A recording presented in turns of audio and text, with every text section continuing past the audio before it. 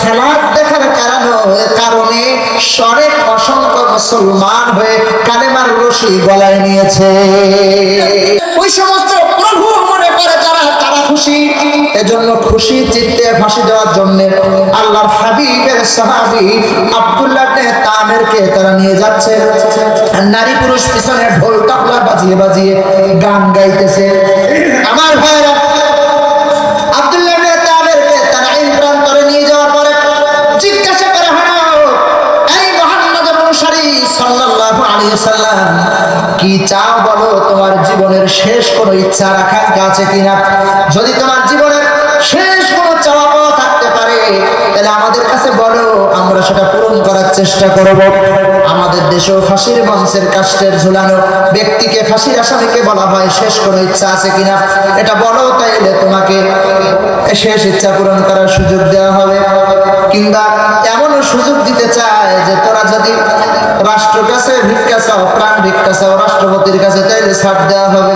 ইসলামের সূর্য সৈনিকেরা বলে, একমাত্র যদি কেবলমাত্র কারো কাছে জীবন ভিক্ষা চাওয়া লাগে, তিনি দুনিয়ার কেউ হতে পারে না। চিৎকার মেরে বলেন তিনি কে? আর জোরে বলেন তিনি কে? খুব দিলে বসায় রাখেন কথাটা।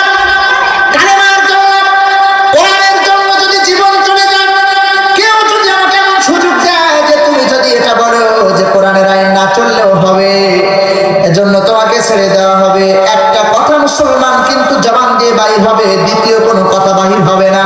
সেটা হলো জীবন একটা না 100 হলেও কুরবানি করে দিব, তবে আল্লাহর জমিনে আল্লাহর কোরআন বাস্তবায়ন হোক, এটা আমি মৃত্যুর আগ পর্যন্ত চাইব ইনশাআল্লাহ। কারা কারা রাজি আছেন এই কথার উপরে? লিল্লাহি তাকবীর, নারায়ে তাকবীর। আল কোরআনের আলো, কোরআন সুন্নাহর আলো, নারায়ে তাকবীর। আল্লাহ কবুল করুন, বলেন আমিন। আব্দুল্লাহ ইবনে তামিরকে জিজ্ঞাসা করা হলো, এই আব্দুল্লাহ ইবনে তামির, কি তোমার শেষ ইচ্ছা বলো? ওরা মনে করলো মনে হয় মায়ের সাথে দেখা করা কিংবা কোনো কিছু খাইতে চাইবে, এরকম কোনো ইচ্ছা মনে হয় আছে।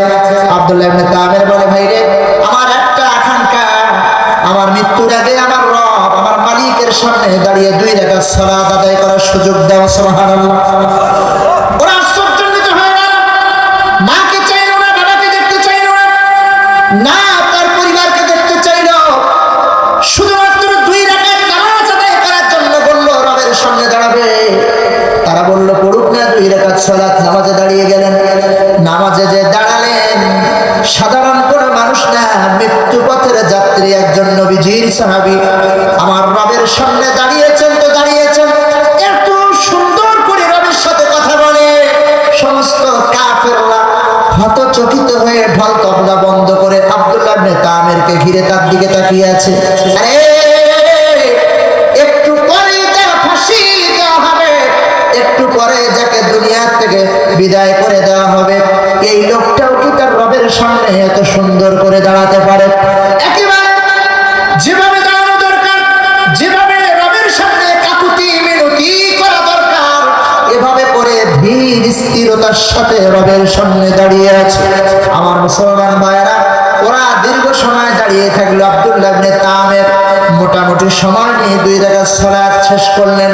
শেষ করে সালাম ফিরায় বললেন, কাফেররা, আমি আমার সালাতে এত মজা পাচ্ছিলাম, জীবনের শেষ নামাজ রবের সামনে যখন দাঁড়িয়েছি, কেমন জানি মনে হলো আমার রব আমার সামনে দাঁড়িয়ে দাঁড়িয়ে আমার সাথে কথা বলতেছে। এজন্য রবকে ছেড়ে দিয়ে মন আসতে চাচ্ছিল না, কেমন করে রবের দিক থেকে অন্যদিকে তাকাই। কিন্তু আবার পরে মনে হলো, তোরা মনে করতে পারিস যে আমি মনে হয় মৃত্যুর ভয়ে নামাজ লম্বা করতেছি, এজন্য নামাজ ছেড়ে দিলাম, যাতে করে তোরা মুসলমানদেরকে এই ঈমানের ব্যাপারে দুর্বলতা না ভাবতে পারিস। তাকে ফাঁসি দেওয়া হলো। মুসলমান মূল যে কথাটা বলার জন্য, সেটা হলো তার যে সালাত মৃত্যুর আগ মুহূর্তের 2 রাকাত, এর দ্বারা কি হয়েছে জানেন? অসংখ্য কাফেররা তার এই সালাত দেখার কারণে শরেক অসংখ্য মুসলমান হয়ে কালেমার রশি গলায় নিয়েছে। এদের